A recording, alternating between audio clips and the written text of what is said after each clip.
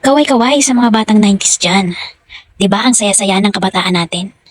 Tayo yung mga kabataan na napakababaw ng kaligayahan. Napakamadiskarte natin pagdating sa lahat ng mga bagay. Kapag meron tayong gusto, gumagawa tayo ng paraan. Wala tayong pambili ng laruan? Eh di gagawa tayo ng sarili nating laruan.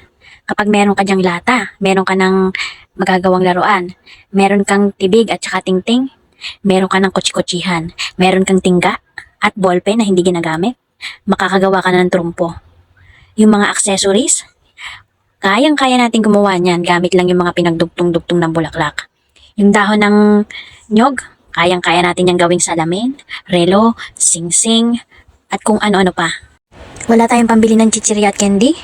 Mamumulot lang tayo dyan sa tabi-tabi ng mga bote, lata, ipagbibili natin yan para meron tayong pambili ng candy at chichirya. Kapag bare months na, kahit nahihiya tayo, nangangaro din tayo para lang meron tayong pambili ng bagong damit sa Pasko.